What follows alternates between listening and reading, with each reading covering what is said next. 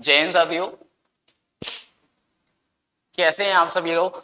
आशा करता हूं कि आप सभी स्वस्थ होंगे, मस्त होंगे और अच्छे होंगे।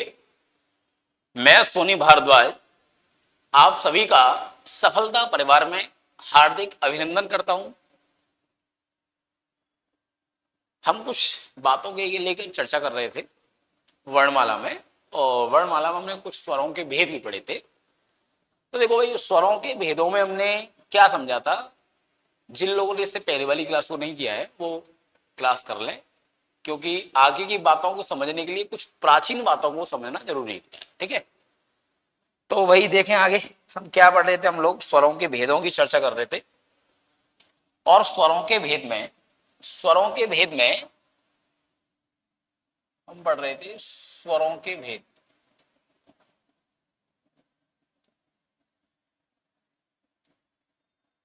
स्वरों के भेद, इन स्वरों के भेदों में एक बात हम जान रहे थे कि स्वरों के जो भेद होते हैं, जब भी कोई सामान्यतः पूछता है हमसे कि स्वर के कितने भेद होते हैं, तो हमारा जवाब क्या होता है? 3।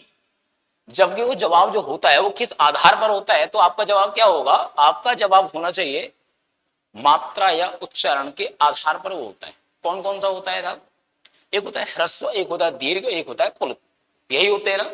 लेकिन यदि आपसे पूछा जाए कि और भी अन्य भेद होते हैं, तो आप कहेंगे हाँ बिल्कुल होते हैं। जैसे हमने इससे पहले पढ़ा था, और भी पढ़ा था, जैसे कि वृत्ताकार स्वर या वर्तुल स्वर कहो, दूसरा था अवृत्ताकार या वर्तुल स्वर। ये दोनों किसके भेद थे? ओष्ठाकृति के आधार पर स्वरों के भेद थे। ठीक है, इससे पहले हमने और भी पढ़ा था, उत्पत्ति के आधार पर स्वरों को पढ़ा था। उत्पत्ति के आधार पर भी स्वर दो प्रकार के थे, एक मूल स्वर और एक संधि स्वर, जिसमें मूल स्वर 4 थे और संधि स्वर कितने थे आपके? संधि स्वर भी आपके 7 थे। संधि स्वर को हमने 2 भागों में बांटा था, एक तो दीर्घ संधि स्वर और एक संयुक्त संधि स्वर। इसके बाद हमने और भी देखा था कि जिह्वा की गतिशीलता, गतिशीलता मतलब जीभ के आगे और पीछे हटने या बढ़ने के आधार पर हमने स्वरों को देखा था। उसके 3 भेद निकले। कौन कौन से? एक अग्र, मध्य, पश्च, तीनों हो गए। इसके बाद हम कुछ और बातों की चर्चा करें तो हम ये कहेंगे कि स्वरों के भेदों में एक पॉइंट और है जिसको हम कहते हैं, जैसे कह सकते हैं, अगला पॉइंट क्या है साहब? अगला पॉइंट हो जाएगा आपका मुख विवर। विवर अर्थात द्वार। विवर का मतलब क्या हो जाएगा यहां? द्वार से। मुख विवर मतलब द्वार के खुलने, द्वार के खुलने अथवा बंद होने के आधार पर, बंद होने के आधार पर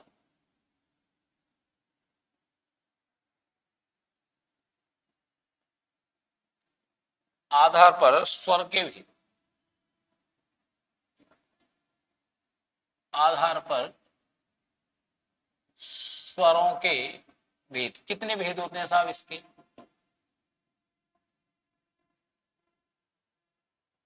कितने भेद होते हैं भाई बताओ? इसके जो भेद होंगे, कितने भेद होंगे? तो आपका जवाब होगा इसकी 4 टाइप हो जाते हैं। 4 टाइप कौन कौन से हो जाएंगे? एक होता है विवृत। क्या होता है? विवृत। एक क्या होता है? एक होता है आपका अर्ध विवृत।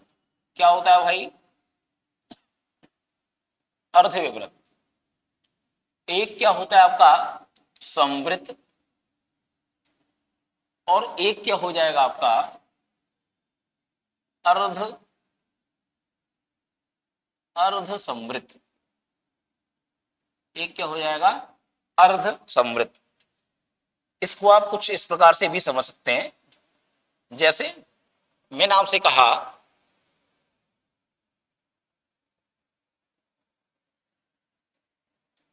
विवृत को हम इंग्लिश में ऐसे समझे। थोड़ा देखो ये हिंदी में अगर मैं नहीं समझ पा रहे होंगे आप, तो मैं आपको इंग्लिश में थोड़ा समझाने का प्रयास करता हूं कि विवृत जो होता है उसको इंग्लिश में हम क्या बोलते हैं? ओपन।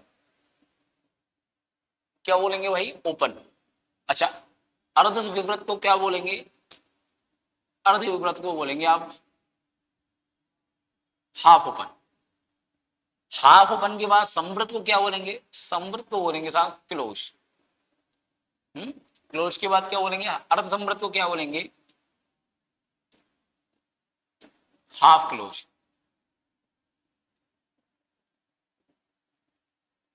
ठीक है भाई, चलें भी आगे। विवृत, अर्धविवृत, संवृत और अर्धसंवृत। अब देखो ये होता क्या है, विवृत क्या होता है? विवृत वो स्वर होते हैं जिन स्वरों के बोलने में आपका मुंह एकदम ओपन हो जाए, मतलब एकदम खुल जाए, वो क्या होता है आपका? वो होता है आपका विवृत। जैसे मैं आपको ऐसे बताता हूं, जैसे आपका मुंह जब जैसे ये रहा, थोड़ा सा बड़ा बना दिया, बुरा मत मानना, ठीक है? ये थोड़ा तिरछा सा ही बन गया है, रसगुल्ला खाते समय थोड़ा इधर उधर हो जाता है मुंह। देखो भाई, जब आपका मुंह एकदम पूरी तरीके से ओपन हो जाए, ऐसे खुलने लगे, एकदम खूब अच्छे से खुले, वो स्वर क्या कहलाएगा? आपका विवृत स्वर कहलाएगा। अर्धविवृत क्या होता है भाई? अर्धविवृत का मतलब है कि जब आपका मुंह इससे थोड़ा सा कम खुले, अर्थात कम खुले, तो मैं ये कह सकता हूं अर्धविवृत का मतलब ये होगा साहब, ये रहा, ये अर्धविवृत हो जाएगा, मतलब इससे थोड़ा कम खुलेगा, ये ज्यादा खुलेगा, है ज्यादा खुल सकते हो, ऐसे भी कर सकते हो आप ज्यादा खोलने के लिए भाई, जैसे कि ऐसे कर लो, बस थोड़ा सा अंतर भी दिखाई देगा आपको। जब ज्यादा मुंह खुलेगा तो आपका क्या कहलाएगा? विवृत कहलाएगा, और जब उससे थोड़ा सा कम खुलेगा तो क्या कहलाएगा? आपका अर्धविवृत कहलाएगा। लेकिन यदि हम बात करते हैं संवृत की, तो बेचारा संवृत में कितना मुंह खुलता है? संवृत में इतना समझो, जैसे ये रहा आपका। संवृत का मतलब क्या होता है? संवृत मतलब क्लोज। देखो, बिना मुंह खोले तो कोई स्वर को हम नहीं बोल नहीं सकते, मतलब बंद करके हम कोई स्वर बोल सकते हैं? नहीं बोल सकते। अगर मुंह जब तक नहीं खुलेगा तब तक स्वरों का उच्चारण संभव नहीं है। तो कहते भाई क्लोज क्यों? तो इसका मतलब ये होता है लगभग जब बंद रहे। कब रहे? लगभग बंद जब रहेगा आपका मुंह, तब वो क्या कहलाएगा? आपका संवृत स्वर कहलाएगा। और अर्ध संवृत का मतलब क्या हो जाएगा? अर्ध संवृत का मतलब ये हो जाएगा थोड़ा सा, भाई ये बिल्कुल बंद है, इसको थोड़ा सा ज्यादा रखो, थोड़ा सा कम बंद हो। जो थोड़ा सा कम बंद हो वो क्या कहलाएगा? आपका अर्ध संवृत कहलाएगा, अर्ध संवृत कहलाएगा। लेकिन इसमें दो बातें हैं, दो बातों को समझने वाली बात क्या है? दो बातों में पहली बात ये आती है कि मैं देखो, अब विवृत स्वर की बात की जाए तो विवृत स्वर तो हो जाएगा आपका आ। विवृत स्वर क्या हो जाएगा? आपका आ। मतलब आ ऐसा स्वर है जिसको बोलते समय आपका जो मुंह है वो कैसा खुल जाता है? वो आपका मुंह पूरा का पूरा खुल जाता है। लेकिन संवृत स्वर कौन सा होता है? जिन स्वरों के बोलने में आपका मुंह थोड़ा सा लगभग बंद रहता है, जैसे ई ई उ उ री, मतलब आपको पता ना चले सामने वाले को इस व्यक्ति ने बोला क्या। ई ई आराम से बोल के देखो, ई ई उ उ री, ई ई उ उ री, ये ऐसे स्वर हैं जिनको बोलते समय आपको ये पता नहीं चलता कि हमने कुछ स्वरों को बोला, मतलब सामने वाले व्यक्ति को पता नहीं चलेगा। तो आप जैसे बोल रहे हैं ई ई उ उ री, आपका मुंह बहुत अच्छे से खुलेगा नहीं, ये सामने वाले को पता चल सके। ठीक है, और समझो साहब, अर्ध संवृत और अर्धविवृत, इन दोनों कंडीशन को समझने का प्रयास करो। देखो मैं आपको समझाता हूं, यहाँ देखो दिक्कत क्या आती है। जब मेरा मुंह बहुत अच्छे से खुला था तो वो विवृत था, जब मेरा मुंह बिल्कुल लगभग बंद था तो वो संवृत था। लेकिन जब मैं कहूं संवृत से थोड़ा सा ज्यादा खुले तो वर्षमृत, और बड़े से थोड़ा सा कम खुले तो अर्धविवृत। तो एक बात बताओ मुझे कि इन दोनों की कंडीशन तो लगभग सेम सी होगी ना। हालांकि महसूस नहीं कर पाएंगे हम, क्योंकि महसूस इतना कैसे कर पाएंगे? किसी स्वर को बोलो पता नहीं चल पाता कितना मुंह खुल रहा है। तो मैं आपको बताता हूं अर्धविवृत और अर्धसंवृत आप कैसे तय कर पाएंगे। आपको ज्यादा कुछ नहीं करना। जब भी हम स्वरों की चर्चा करते हैं, संयुक्त स्वर आते हैं। संयुक्त स्वर मतलब ए आई ओ औ। इसमें जो संयुक्त स्वर है, जो छोटे छोटे, मतलब छोटे छोटे मतलब ए और ओ, ह्रस्व नहीं होता है, छोटे को ना ह्रस्व नहीं है दीर्घ, इनको छोटी बोलते हैं। मैं आपको बता दे रहा हूं, ये क्या है ए और ये क्या है ओ। इन दोनों को कहां ले आएंगे? अर्धसंवृत में। बाकी जो बचेंगे, बाकी कौन कौन बचे? एक बचा आ, एक बचा बड़ी ए और बड़ा ओ। ये दोनों के दोनों कहां आ जाएंगे? तीनों के तीनों आपके अर्धविवृत में आ जाएंगे। ठीक है साहब, यहां तक कोई दिक्कत? कोशिश करें। देखो आप इसको तो बोल पाएंगे, क्योंकि इसको तो आप बिल्कुल नहीं बोल सकते। क्यों नहीं बोल सकते? क्योंकि विवृत हमारा एक ही स्वर है। ओपन, केवल ओपन करके हम एक ही स्वर को बोल सकते हैं, जिसका नाम क्या है? आ। लेकिन यदि मैंने आपसे कहा संवृत में कौन सा बोला जा सकता है, तो आप कहेंगे ए ए उ उ और री। क्लियर है ना? इसके बाद जो भी स्वर बचेंगे उनमें अर्ध संवृत में उन्हीं स्वरों को रखा जाएगा जो संयुक्त स्वर होगा, वो भी छोटा छोटा। जैसे ए छोटी है और छोटा होगा, लेकिन वास्तविकता में छोटे नहीं होते हैं। ये छोटे नहीं होते हैं, मैं आपको बता रहा हूं, ये क्या होते हैं, दीर्घ होते हैं। लेकिन अगर आपसे पूछा जाए अर्धविवृत में क्या आएगा, तो आप कहेंगे आ, ऐ और औ। ठीक है ना, कोई दिक्कत भाई? चलें आगे, यहां तो कोई समस्या? चलें, चलो आगे देखते हैं। इसके बाद एक पॉइंट और मिलता है हमें पढ़ने को, वो कौन सा पॉइंट है आपका? मैंने आपसे पूछा कि भाई जब हम कभी बोलते हैं तो नाक, नाक का प्रयोग करते हैं, किसका प्रयोग करते हैं, नाक का। जब हम नाक का प्रयोग करते हैं तो एक बात बताओ मुझे, तो नाक के प्रयोग के आधार पर भी, मतलब नासिका के प्रयोग कह सकते हैं या अनुनासिक के आधार पर, तो मैं ये कहूंगा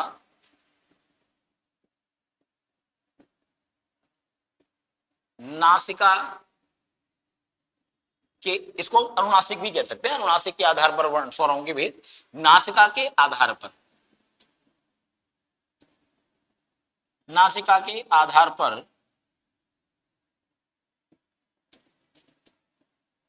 स्वरों के भेद। लेकिन प्रमुखता जो कहना चाहिए वो आपको यही कहना चाहिए नासिका, क्योंकि जहां नाक प्रयोग की जाएगी वो पॉइंट अलग हो जाएगा, जहां नाक का प्रयोग नहीं किया जाएगा वो पॉइंट अलग होगा। भाई कितने होते हैं ये, इसके आधार जो होते हैं कितने पॉइंट हो जाएंगे इसके, तो आप कहेंगे नासिका के आधार पर स्वरों के भेद होते हैं वो दो प्रकार से हो जाते हैं। दो प्रकार कौन कौन से? नंबर एक बात की है तो एक हो जाएगा आपका अनुनासिक स्वर। कौन सा हो जाएगा भाई? अनुनासिक स्वर। देखो अनुनासिक स्वर क्या होता है, अनुनासिक स्वर क्या होता है इसको हम समझेंगे। पहले इसका दूसरा पॉइंट क्या है, निरनुनासिक। क्या है? निरनुनासिक स्वर, निरनुनासिक स्वर।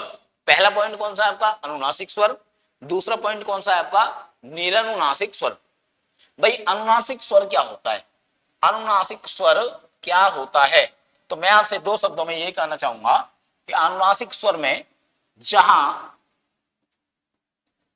नाक प्लस मुंह,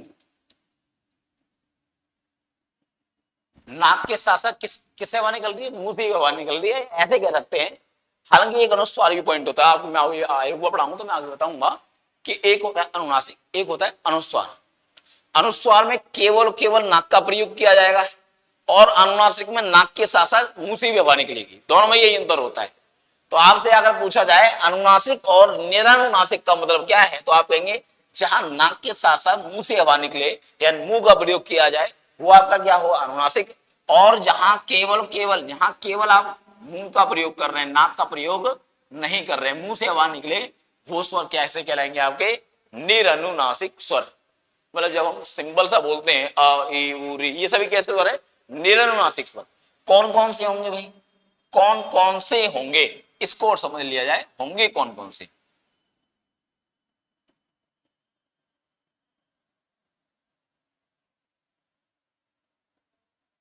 देखो भाई अनुनासिक की बात करेंगे उससे पहले निरनुनासिक समझते हैं। निरनुनासिक क्या है? मैंने लिखा आ के बाद बड़ा ए और ई, उसके बाद हो जाएगा ओ, उसके बाद हो जाएगा ऊ, इसके बाद हो जाएगा री, इसके बाद हो जाएगा ए के बाद आई के बाद ओ के बाद औ, और औ के बाद क्या हो जाएगा भाई? औ के बाद ये हो जाएगा अंग के हटा उनको, आ ई उ री, ए और आई, ओ और औ। ठीक है, इधर देखो भाई अनुनासिक स्वर में, अनुनासिक स्वर में क्या हो जाएगा, ये स्वर है ना, चाहे आ हो, चाहे बड़ा आ हो, चाहे छोटी ई हो, चाहे बड़ी ई हो, चाहे छोटा ऊ हो, चाहे बड़ा ऊ हो, इसके बाद चाहे री हो, चाहे आपका छोटी ए हो या बड़ी ए हो। देखो छोटी बड़ी कहने का मतलब समझ पा रहे हैं, मैं आपके लिए समझाने के लिए बोल रहा हूँ, छोटी हो बड़ी, ए आई और उसके बाद क्या आ जाए, ओ आ जाए, चाहे आपका औ आ जाए, इनमें से कोई सा भी पॉइंट मिल जाए, आप क्या कहेंगे, इनमें क्या लगा दिया जाए, नाक का प्रयोग होगा, तो ये क्या किसका रूप धारण कर लेंगे, चंद्र बिंदी का। किसका रूप धारण कर लेंगे? चंद्र बिंदी का। और जब चंद्र बिंदु का रूप धारण करेंगे तो आपको पता है कि कैसे स्वर बन जाएंगे आपके? अनुनासिक स्वर बन जाएंगे। कैसे स्वर बन जाएंगे? अनुनासिक। ठीक है, बात क्लियर है भाई। जिसमें नाक की सहायता ली जा रही है वो अनुनासिक है, जिसमें नाक की सहायता नहीं ली जा रही है वो निरनुनासिक है। देखो निरनुनासिक को हम अनानुनासिक भी कहते हैं, मैं आपको बता देता हूं। हालांकि इसका प्रयोग संस्कृत में ही होता है, हिंदी में इसका प्रयोग नहीं होता है। निरनुनासिक का मतलब क्या, पहले ये समझ लो। देखो निर उपसर्ग के साथ निर प्लस अनुनासिक, क्या है, निर प्लस अनुनासिक। निर प्लस अनुनासिक हो जाएगा तो निर का मतलब क्या हो जाएगा, नहीं। निर का जो अर्थ लिया जाएगा वो नहीं अर्थ से लिया जाएगा, ठीक है। तो जो अनुनासिक नहीं है, जिसमें अनुनासिक का प्रयोग नहीं हो रहा है, वो क्या कहलाएगा, निरनुनासिक। क्या कहलाएगा भाई, निरनुनासिक। लेकिन निरनुनासिक का दूसरा नाम भी मैं आपको बता देता हूं, इसको हम कहेंगे अनानुनासिक। अनानुनासिक स्वर। अनानुनासिक का मतलब क्या होता है भाई, इसको भी समझना चाहेंगे तो इसको भी समझा देंगे। और बताओ, अनानुनासिक का मतलब ये है अन, अन प्लस अनुनासिक, अन प्लस अनुनासिक। अनुनासिक मतलब अनुनासिक, और अन मतलब अन का जो अनु जो उपसर्ग है वो नहीं अर्थ में है, तो हम ये कह सकते हैं कि जो अनुनासिक नहीं है, जो अनुनासिक नहीं है उसे हम क्या कहेंगे, अनानुनासिक। चलो मैं एक बात और बताता हूं आपको, यहाँ एक नई बात हम जानते हैं। एक कभी कभी आप देखते हैं, जैसे मैंने कहा अनावश्यक, मैंने कहा एक शब्द कहा अनावश्यक। अनावश्यक के साथ साथ मैंने आपसे ये कहा, एक शब्द कह दिया मैंने अप्रिय। क्या कह दिया, अप्रिय। तो कभी कभी आप देख रहे हैं कि प्रिय का विलोम अप्रिय हो रहा है, आवश्यक का विलोम अनावश्यक हो रहा है। कभी कभी तो क्या हो रहा है भाई, आ लग रहा है आगे, क्या लग रहा है, आ लग रहा है आगे। कभी कभी क्या लग रहा है, अल लग रहा है। देखो इसमें दो शब्द मिले हुए हैं, इसमें मिला हुआ है अन, नाम है हलंत है, अन प्लस आवश्यक, अन प्लस आवश्यक बराबर अनावश्यक। और इसमें क्या मिला हुआ है, आ प्लस प्रिय बराबर अप्रिय। तो हम इस बात को कैसे समझे कि कब कौन से शब्द के आगे अन लगाना है, कौन से शब्द के आगे आ लगाना है, इस बात को यदि समझा जाए तो कुछ इस प्रकार से समझ सकते हैं। मैं आपको शॉर्ट बताता हूं। देखो जब भी आपसे पूछा जाए, जब भी अभी आपके सामने क्या हो, व्यंजन, क्या हो व्यंजन, या फिर कभी आपके सामने क्या हो, स्वर। कहां पर हो ये स्वर, बाद। अगर किसी शब्द की स्टार्टिंग स्वर से हो रही है तो उसके आगे हम क्या जोड़ेंगे, अन। यदि किसी शब्द की स्टार्टिंग व्यंजन से हो रही है तो उसके आगे हम क्या जोड़ेंगे, आ। क्लियर है भाई बात, मेरी बात को समझ पा रहे हो तो चीजों को आगे बढ़ा देना, कमेंट करके आगे शेयर कर देना भाई। बात समझ पा रहे हैं ना। देखो बातें दूर तक भी पहुंचनी चाहिए, कर भला तो हो भला। अगर आपको लग रहा है चीजें मेरी समझ में आ रही हैं तो आगे को, चीजों को आगे तक पहुंचाओ, जिससे कि दूसरे का भी भला हो सके और आपसे वो जुड़ सके भाई। अन स्वर, जैसे मैंने, ये क्या है, अनावश्यक। अनावश्यक में स्टार्टिंग किससे हो रही है, स्वर से हो रही है। किससे हो रही है, स्वर से। तो मैंने इस शब्द के आगे क्या जोड़ दिया, अन। लेकिन यहां देखा मैंने कि स्टार्टिंग किससे हो रही है, प्र। प्र मतलब व्यंजन से, पा से स्टार्टिंग हो रही है, तो इसके आगे क्या जोड़ दिया मैंने, आ। तो जब भी स्टार्टिंग व्यंजन से होगी तो आगे क्या जोड़ा जाएगा, आ जोड़ा जाएगा। जब भी स्टार्टिंग किससे होगी, स्वर से होगी, तो उसके आगे क्या जोड़ा जाएगा, अन जोड़ा जाएगा। बात क्लियर है भाई। चले भाई आगे। तो हमने दो पॉइंटों को समझा। दो पॉइंट कौन कौन से थे, कि नासिका के आधार पर हम स्वरों के भेद पढ़ रहे थे। उसमें एक था आपका अनुनासिक और एक था आपका निरनुनासिक। निरनुनासिक का दूसरा नाम क्या हो जाएगा, निरनुनासिक का दूसरा नाम हो जाएगा आपका अनानुनासिक। क्या हो जाएगा, अनानुनासिक।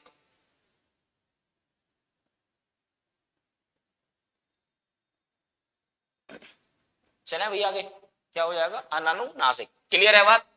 तो देखो भाई मैं आपको बता दूं, अगर आपको देखो, आप ध्यान से देख पा रहे हो तो आप देख पाएंगे यहाँ आ, बड़ा, छोटी, बड़ी, इन्हीं शब्दों में देख लो, इन्हीं स्वरों में देख लो आप। मैं आपको दर्शन कराता हूं कुछ विशेष चीजों का। जैसे इन सभी में आप क्या देख पा रहे होंगे, चंद्रबिंदी। क्या देख पा रहे हैं, चंद्रबिंदी। लेकिन इस वर्ण में, कौन से में, ई में, कौन से वर्ण में, बड़ी ए में, कौन से वर्ण में, बड़े छोटे ओ में, कौन से वर्ण में, बड़े ओ। इन चार वर्णों में आप चंद्रबिंदी नहीं देख पा रहे होंगे। क्यों नहीं देख पा रहे भाई, क्योंकि इसका कारण क्या है, कारण तो होगा ना भाई, चंद्रबिंदी क्यों नहीं आई, बिंदी क्यों आई।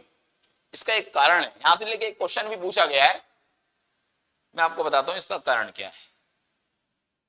देखो भाई, जब भी कभी कोई स्वर आ जाए, जैसे कि आपका छोटी है, जब भी इसके ऊपर कोई मात्रा नहीं है तो कौन सा प्रयोग किया जाएगा, चंद्र बिंदी। लेकिन यदि किसी स्वर के ऊपर मात्रा आ जाए, ऐसे क्या आ जाए, मात्रा आ जाए, तो जो बिंदी है, कौन सी बिंदी, चंद्र बिंदी।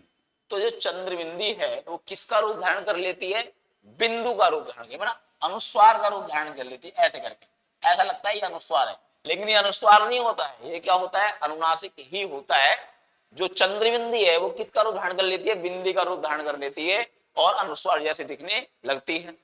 अब समस्या ये है हम कैसे तय करें इस बात को कि ये चंद्र बिंदी, मतलब चंद्र बिंदी की बिंदी है या अनुस्वार की बिंदी है। भाई समस्या तो ये आई ना, ये चंद्र बिंदी की बिंदी है या अनुस्वार की बिंदी है। अगर इस बात को समझना है तो आपको चीजों को आगे थोड़ा लंबे समय तक मेरे साथ रहना होगा। मैं आपको आगे इन चीजों को समझाऊंगा जब मैं आपको आगे पढ़ाऊंगा तब, ठीक है। तो इसके देखो चर्चा मैंने आपको सामान्यता बता दी है, लेकिन क्यों है, कारण क्या है, वो हम आगे जानते रहेंगे। जहां भी चंद्र बिंदी होगी वो चंद्र बिंदी बिंदी का रूप धारण कब करेगी, तब करेगी जब किसी स्वर के ऊपर कोई मात्रा आ जाएगी तब। जैसे जैसे मुझे लिखना है इंद्र, तो मैं इंद्र ऐसे भी लिख सकता हूं, इंद्र को ऐसे भी लिख सकता हूं। लेकिन मैंने कहा मुझे लिखना है ईंट, तो ईंट को लिखते समय देखो यहां बिंदी आ गई। अब मैं ये कैसे तय करूं ये अनुस्वार की बिंदी है या ये अनुनासिक की बिंदी है, ये कैसे तय हो पाए। अगर आप जानना चाहते हैं तो मेरे साथ बने रहिएगा, मैं आपको आगे समझाऊंगा, हर एक बात को समझाऊंगा। निश्चिंत रहें आप, इस बात से निश्चिंत रहें कि हमारी ये बात समझ में नहीं आएगी। मैंने आपसे स्टार्टिंग में एक बात कही थी कि आपको ये नहीं पता होगा कि क्वेश्चन क्या बनेगा। अभी इस छोटे से पॉइंट से कितने क्वेश्चन बन सकते हैं, बात अभी कितनी और गहराई तक जा सकती है। बात में बहुत दम होना चाहिए, जब बात गहराई तक जाती है तो इसका मतलब दम है चीज। अगर आपको लग रहा है कि मैं बता सकता हूं तो आप कमेंट बॉक्स में जरूर बताइए, ठीक है। आपके लिए एक मौका है, आप बताइएगा कि कब हम तय कर पाएंगे ये अनुस्वार की बिंदी है और कब हम तय कर पाएंगे ये अनुनासिक की बिंदी है। बात क्लियर है। चलें भैया आगे चलें।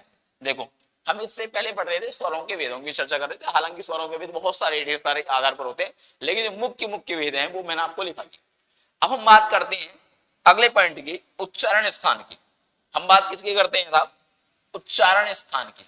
क्या होता है ये उच्चारण स्थान, हाँ जी क्या होता है भाई उच्चारण स्थान,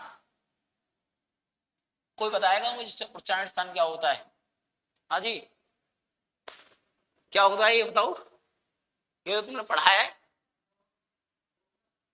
हाँ बिल्कुल भाई, देखो भाई जैसे हम किसी भी वर्ण को बोलते हैं, अब बोल के देखो आराम से, देखो शर्माना नहीं है, जिसने करी शर्म उसके फूटे कर्म। देखो बुरा नहीं मानने वाली बात है, बातों को समझना चाहिए। बातों को आप केवल समझेंगे, आप घर पे भी बैठे ना तो घर पे आराम से बोल के देखो, ये चीजें एग्जाम में काम आएंगी। जब आपके सामने पेपर में होंगी ये चीजें, तब एक बार तो मेरी याद आएगी कि कुछ तो बताया था उस व्यक्ति ने कि ऐसे ऐसे पढ़ना था और ऐसे ऐसे बोलना था। काश उस समय हम बोलते होते या बोले होते तो ये एग्जाम्पल हमारा सही हो जाता। तो देखो आपको करना कुछ नहीं है, उच्चारण स्थान का मतलब क्या है। जैसे मैंने बोला पा, बोल के देखो पा, बोल लिया। अब बिना होठ मिलाए पा बोल के दिखाओ, नहीं बोल पा रहे ना, बोलो फा, बोलो बा, बोलो भा, बोलो मां। बिना होठ मिलाए बोल के दिखा पाएंगे, नहीं बोल पाएंगे। इसका मतलब ये है कि पा फा बा भा मा का जन्म या उनके मम्मी पापा का नाम क्या है, होठ। बात समझ में आई। अरे आप ऐसे समझो कि अगर किसी वर्ण के बोलने में जिस स्थान की मुख्य भूमिका है, किसी वर्ण के बोलने में जिस स्थान की मुख्य भूमिका है, वही उस वर्ण का उच्चारण स्थान होता है। क्या होता है, उच्चारण स्थान होता है। देखो हर बात को बोर्ड में लिख के नहीं बताया जा सकता, कभी कभी चीजों को समझना चाहिए। बात समझ पा रहे हैं जी। अगर मैंने बोला पा, तो पा को बोलने में मेरे किसकी सहायता ली जा रही है, स्थान की। कौन से स्थान की, आप कहेंगे होठों की सहायता ली जा रही है, ओष्ठ स्थान की सहायता ली जा रही है, तो इसका उच्चारण स्थान क्या होगा, ओष्ठ होगा। अब बोलो च, देखो जब भी आप चा बोल पा रहे होंगे तो देखो मैंने कल भी आपको बताया था, जहां हमारा दांत का हिस्सा होता है, ये वाला जो भाग है ना ऊपर का जो भाग है, वो जहां जीभ लग रही है, उस जीभ को वहां बिना टच किए उस जीव, अपनी जीव को उस स्थान में बिना टच किए बोल के दिखाओ च।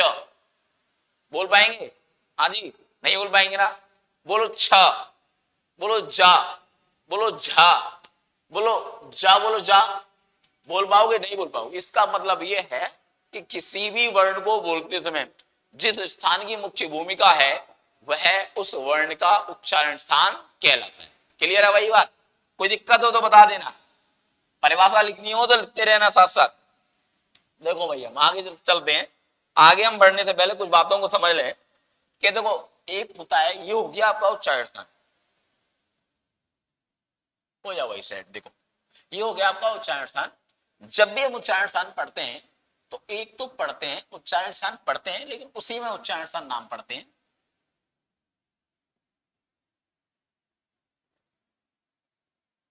उच्चारण स्थान,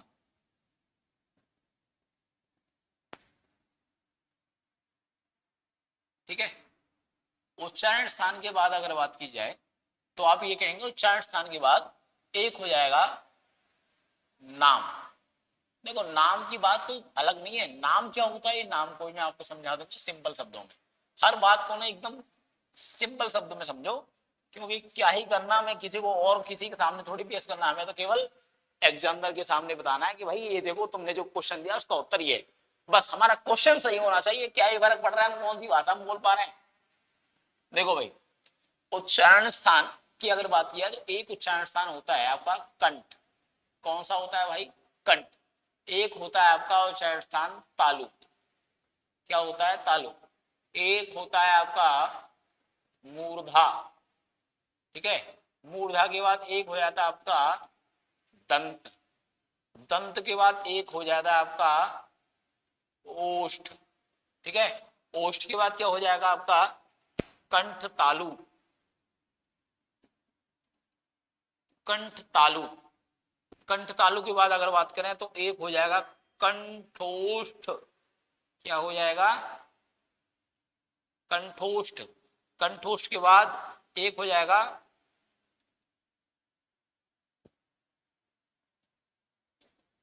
दंतोष्ठ। क्या हो जाएगा भाई?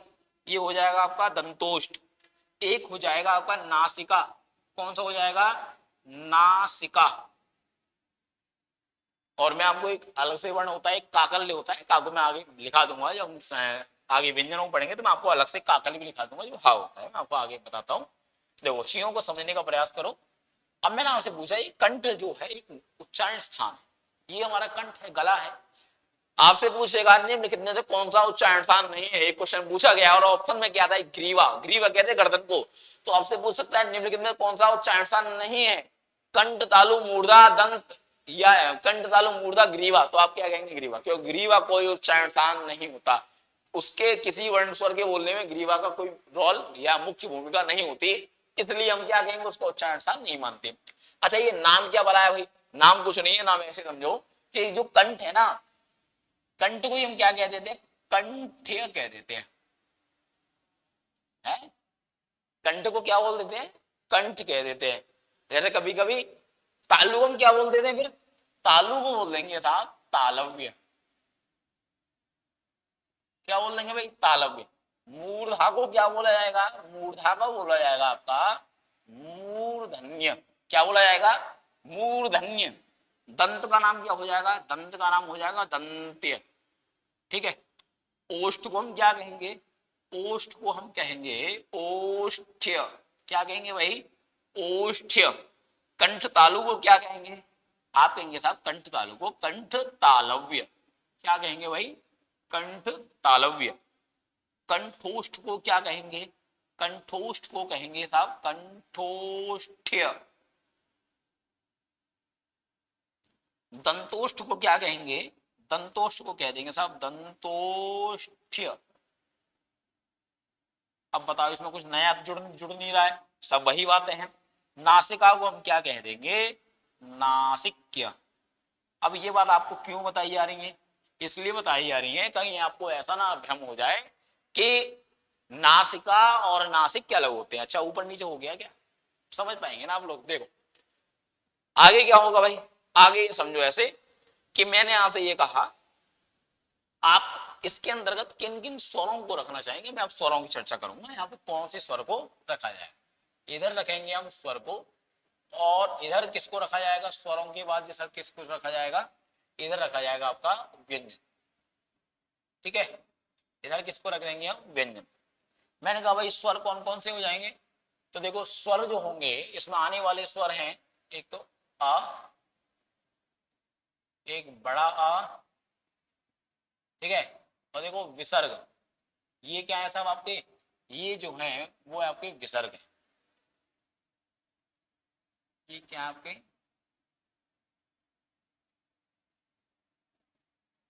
ठीक है, विसर्ग है। आगे देखो तालव्य में कौन सा रखा जाएगा, तालव्य में रखा जाएगा आपका ई और बड़ी, ई के बाद कौन सा आएगा, मूर्धन्य। मूर्धन्य में कौन कौन सा स्वर आ जाएगा आपका, अच्छा मूर्धन्य में हो जाएगा आपका री, क्या हो जाएगा भाई, री स्वर हो जाएगा। दंत में कोई स्वर नहीं आएगा। ओष्ठ में क्या हो जाएगा आपका, ऊ और बड़ा ऊ, ऊ और बड़ा ऊ किसमें आएगा भाई, ओष्ठ में आएगा। कंठ तालु में क्या आएगा, ए और आई, आराम से बोलने का प्रयास करो, ए और आई।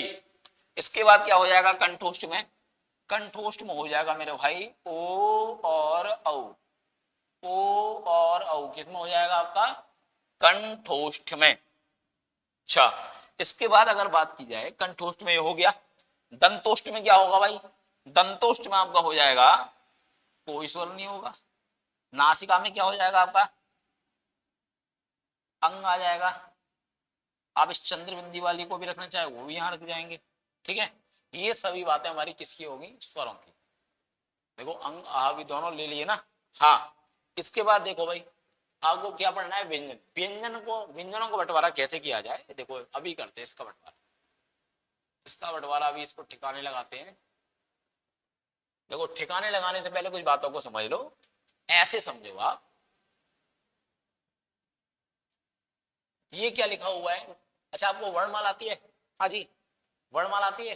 हाँ, तो वर्णमाला में अगर व्यंजनों की स्टार्टिंग करते हैं, देखो शब्दकोश में वर्णमाला का क्रम अलग रहता है, और वर्ण उसका शब्दकोश में वर्णों का क्रम अलग रहता है, और वर्णमाला में वर्णों का क्रम अलग रहता है, थोड़ा अंतर होता है उन दोनों में भी। ठीक है, तो हमें क्या लिखना है, हमें लिखना है का से स्टार्टिंग करनी है। का की बाद क्या आता है, खा आता है। खा की बाद क्या आता है, गा आता है।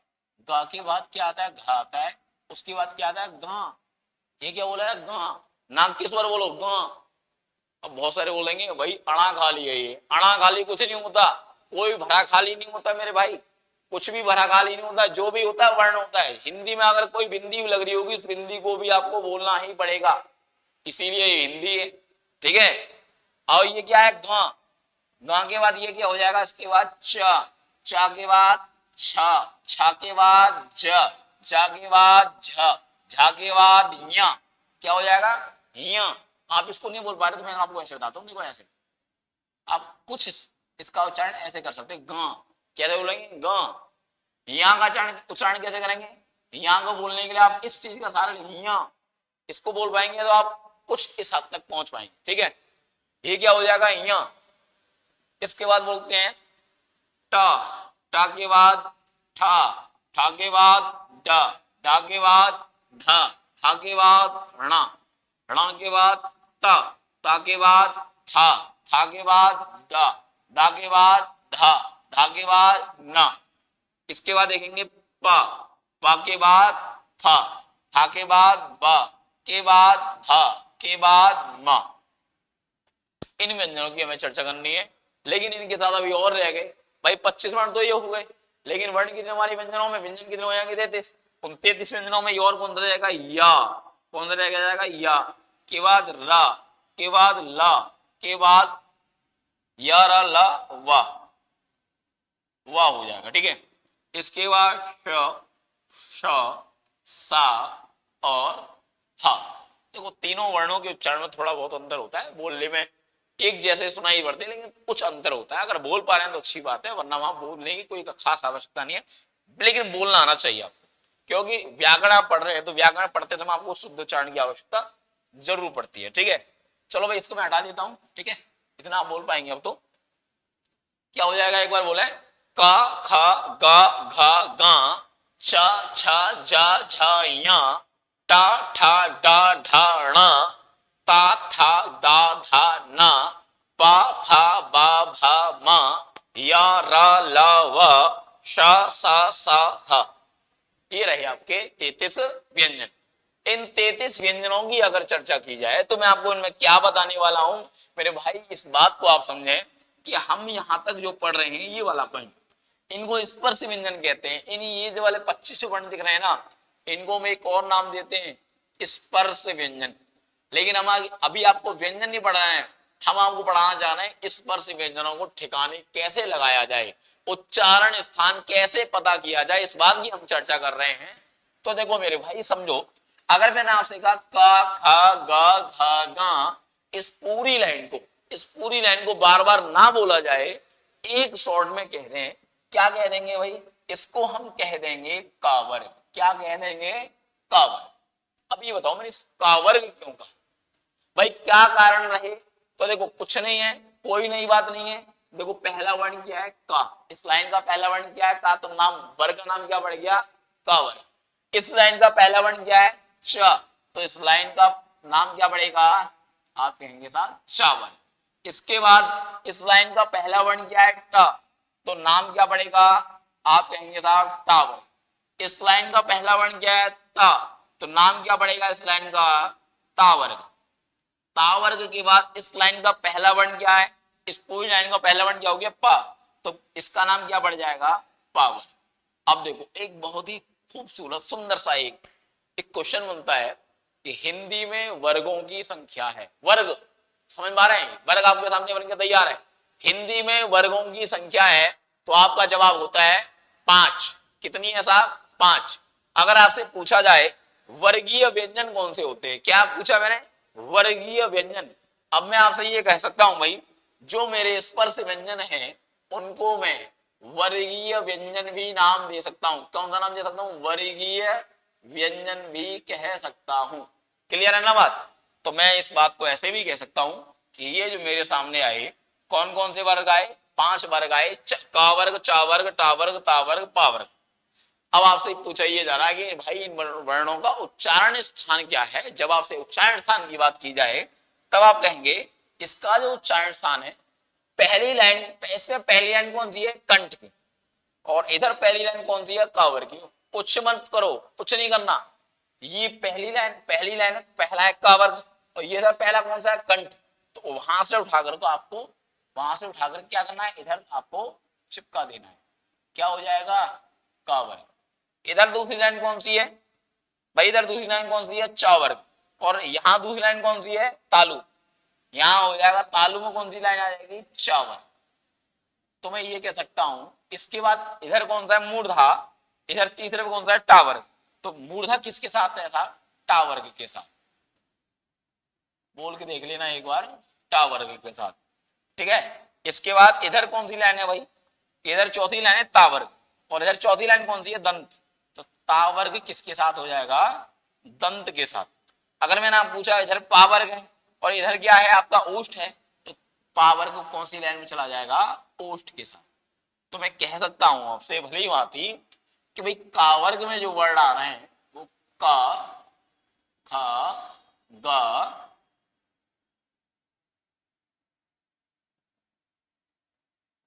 का खा गा घा गा। इसके बाद च, छा, जा, झा, या।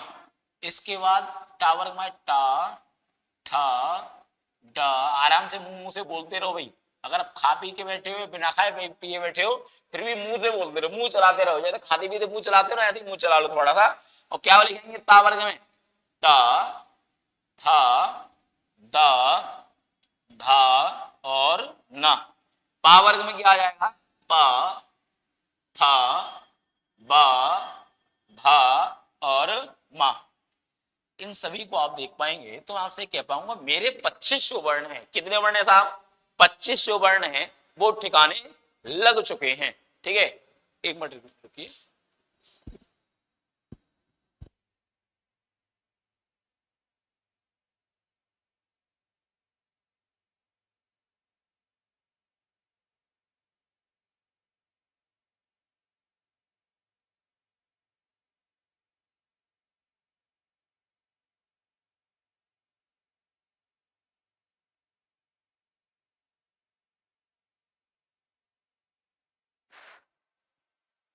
चले भैया आगे। देखो हम क्या देख रहे थे, क्या हो जाएगा इधर, 5 वर्ग हो गए, 5 वर्ग बराबर 25 वर्ण। देखो जब भी आपसे पूछा है एक वर्ग में वर्णों की संख्या 5, एक वर्ग में कितने वर्ण 5, तो बताओ 5 वर्गों में कितने वर्ण, पचम 25, कितने वर्ण 25 वर्ण, कितने वर्गों में 5 वर्गों में, एक वर्ग में कितने 5 वर्ण। अगर आपसे ये पूछा जा रहा है कि भाई एक बात 25 वर्णों को ठिकाने लगा दिया व्यंजनों को, ये जो बाद में रह गए कौन कौन से वर्ण रह गए, देखो ये रह गया था आपके या र ल व श स ज ह, इनको हम क्या बोलते हैं, इनको हम अंतस्थ नाम दे देते हैं, और इनको क्या नाम दे देते हैं, ऊष्म या संघर्षी वर्ण। देखो इनको ठिकाने लगाते हैं। ये देखो ये जो वर्ण है ना, ये जो वर्ण पहला वाला वर्ग स्थान कौन सा है, कंठ। कंठ बोला मेरे पास भैया भाई मेरे पास जगह खाली नहीं है, आप एक काम करो अभी मेरे लिए जगह खाली छोड़ दो, मैं अभी किसी भी वर्ण को लेना नहीं चाहूंगा। तो अब कौन सा है अगला वर्ण आया, तालु। तालु ये कहता है मुझे इन वर्णों में से, मुझे इन वर्णों में से कौन सा अंतस्थ में से या चाहिए। अब भाई उसमें क्या मान गया, बुरा मान गया, अगर भाषा एक हमसे भी ले जाओ, ले लिया साहब इनसे भी ले लिया, तो मैं ये कह सकता हूं कि इन दोनों का पहला पहला वर्ण किसका, अंतस्थ का और ऊष्म व्यंजन का पहला पहला वर्ण कौन सा, इसका या और उसका र, उसका सा कौन लेके चला गया, कौन लेके चला गया भाई तालु, या और शा को कौन लेके चला गया, तालु। अब देखो भाई इस समाज में होड़ है, देखो इसकी उड़ी उड़ा कौन आया भाई, इसकी देखी देख आया अगला वर्ण, अगला स्थान आया, वो कह रहा भाई एक काम करो हम कौन सा तुमसे कम है, इससे क्या ले लिया रा, इससे क्या ले लिया सा, ये आया कौन सा मूर्धा, मूर्धा बोला भाई इससे मैंने क्या लिया था, या के बाद लिया था रा, तो इससे कौन सा लिया था, इससे सा लिया था, ये मूर्धा वाला सा। ठीक है, इसके बाद हम देखें तो अगला वर्ण कौन सा है, ला और सा, ये वाला, इसकी देखी देखा कौन आया, इसकी देखी देखा आया था दंत। दंत क्या बोलता है, हम क्या आपसे भी चढ़ रहे लो, या रा ला, ला कहां पे आके बैठ गया यहाँ, और ये वाला सा जो था कौन सा वाला, ये सफलता वाला सा कहां पे आके बैठ गया, दंत में। बात क्लियर है।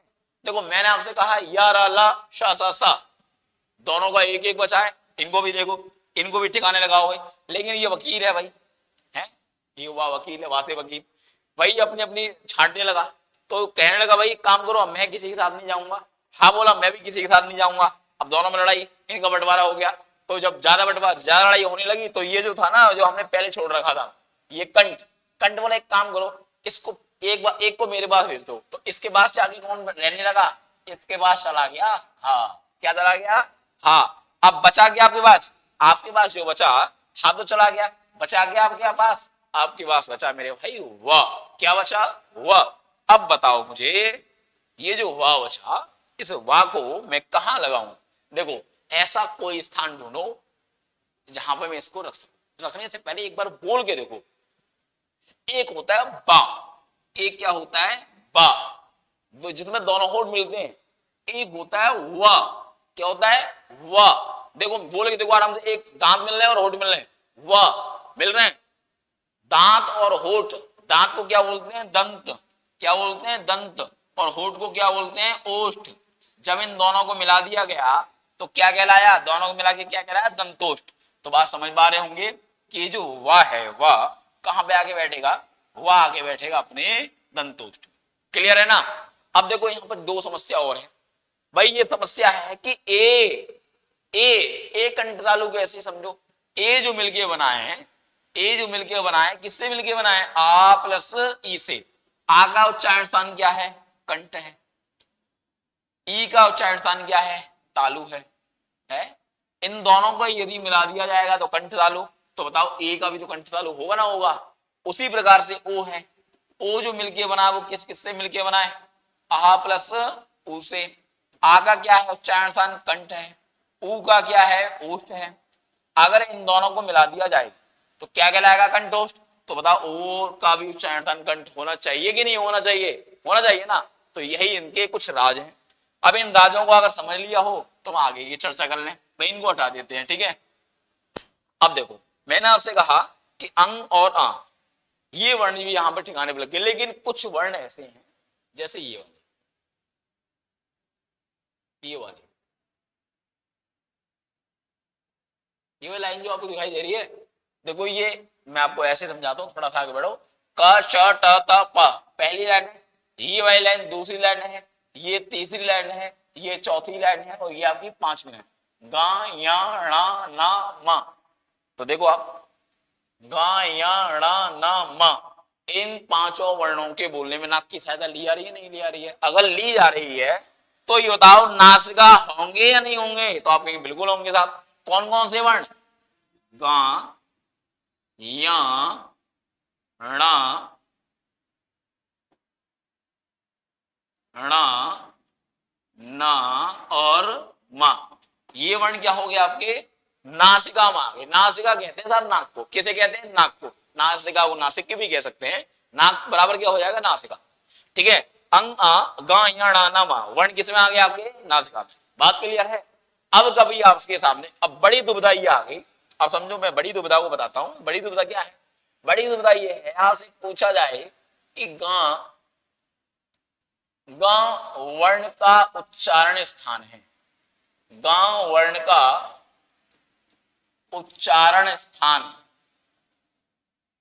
गा वर्ण का उच्चारण स्थान होगा। क्या होगा साहब? गा वर्ण का उच्चारण स्थान क्या होगा? तो आपका जवाब होगा, माना ये क्वेश्चन हो गया आपका, गा वर्ण का उच्चारण स्थान है। क्या है? ऑप्शन देता हूं मैं, चलो आपको। ऑप्शन क्या है? नंबर 1 कंठ, नंबर 2 तालु, नंबर 3 ओष्ठ, नंबर 4 आपका हो जाएगा दंत। एक तो ऑप्शन ही हो गए भाई, ठीक है। और इधर अगर आपसे पूछा जाए, नंबर 1 कंठ, नंबर 2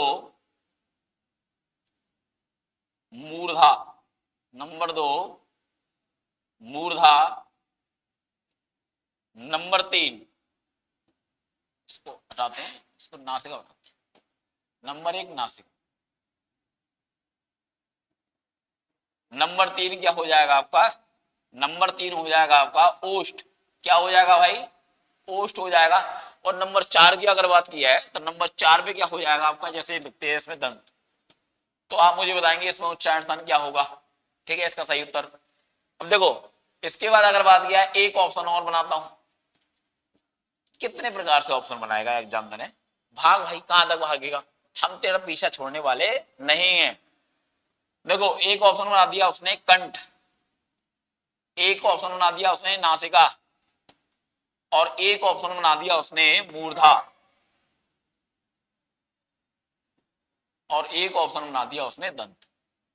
तो अब देखो, आप ये कहेंगे, आप क्या कहेंगे? आप ये कहेंगे भाई देखो, हमारे किस में आ रहा है? ये जो गां है वो ये है, तो किस में आ रहा है आपका? कंठ में भी आ रहा है। तो देखो यहाँ ऑप्शन में और कुछ नहीं, कंठ तालु ओष्ठ और दंत में आपका सही उत्तर क्या हो जाएगा? कंठ हो जाएगा। लेकिन यदि यही क्वेश्चन के सामने ऑप्शन में कंठ ही नहीं है, तो आपके सामने ऑप्शन क्या होना चाहिए? आपके सामने जो ऑप्शन होना चाहिए, कंठ नहीं है तो कहां पर आता है ये वर्ण? और आपका कहां आता है? नासिका में आता है। इसका मतलब आपका जो ऑप्शन हो जाएगा यहाँ क्या हो जाएगा आपका सही? आपका ऑप्शन नासिका हो जाएगा। अब इस प्रश्न का उत्तर आपके लिए, आपको इस प्रश्न का उत्तर देना है कि यदि कंठ और नासिका, यदि कंठ और नासिका दोनों ही ऑप्शन में आ जाएं, आते हैं संस्कृत में खूब सारे मिल जाएंगे, कंठ नासिका एक अलग से मिलता संस्कृत में। अगर दोनों ही ऑप्शन में सामने हो, तब हमें क्या करना चाहिए? देखो, कुछ जगह प्रायिकता ऐसी होती है कि दोनों एक साथ नहीं आ पाते कभी कभी, लेकिन इस क्वेश्चन में दोनों एक साथ काफी बार देखे गए।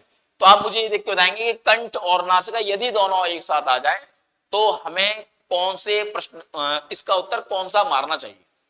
ठीक है, आज के लिए इतना काफी है भाई। ठीक है, इसके आगे चर्चा हम अगली क्लास में कल करेंगे। यहां तक किसी का कोई प्रश्न हो, कोई डाउट हो, आप उसमें कमेंट बॉक्स में लिख दीजिएगा। ठीक है, और आपका जो उत्तर है वो बखूबी दे दिया जाएगा। चीजों को समझते रहो, नोट्स बनाते रहो, प्रैक्टिस करते रहो। कभी भी कोई प्रश्न समझ में आए तो उसको टाइप करके डाल दो, देख लेंगे भाई। ठीक है, यहाँ के लिए और कोई ऐसी बात जो ना समझ में आई हो तो पूछ लेना भाई। ठीक है, उच्चारण स्थान हो गया, नासिका के आधार पर स्वरों के भेद हमने पढ़ लिए। ये भी हो गया विवृत, अर्धविवृत, संवृत, असंवृत। इसके बाद हमने क्या पढ़ा? नासिका के आधार पर स्वरों के भेद बढ़े, जिसमें अनुनासिक मतलब नाक की शायद जो बोले है, और जिसमें नाक की शायद लिया वो निरनुनासिक। और कौन सा हो जाएगा? उच्चारण स्थान बढ़ा। उच्चारण स्थान में हमने इससे पहले समझने से पहले क्या पढ़ा, और हमने पढ़ा था वर्णों को, का से लेकर मां तक के जो वर्ण है वो स्पर्श व्यंजन या वर्गीय व्यंजन कहलाएंगे। इन यार अलावा को क्या कहते हैं, अंतस्थ कहते हैं। ससा को क्या बोलते हैं, ऊसु बोलते हैं। लेकिन यदि गांव वर्ण का उच्चारण स्थान पूछा है तो आपको ऐसे भी देखना पड़ेगा, क्योंकि गांव कहां पर आता है, आपका कंठ में भी आता है, और गांव आपका कहां आता है, आपका किस में आता है भाई, नासिका में भी आता है। ठीक है ना। अगर कोई प्रश्न दिक्कत हो तो मुझे बताना, कमेंट बॉक्स में कमेंट लिखना। बाकी तो आप जानते ही कि क्या करना है क्या नहीं करना है, जैसा भी हो सके आप बताते रहिएगा और तैयारी करते रहिएगा। ठीक है, आज के लिए इतना काफी है टाइम। चलो भाई देखते हैं। जय हिंद साहब।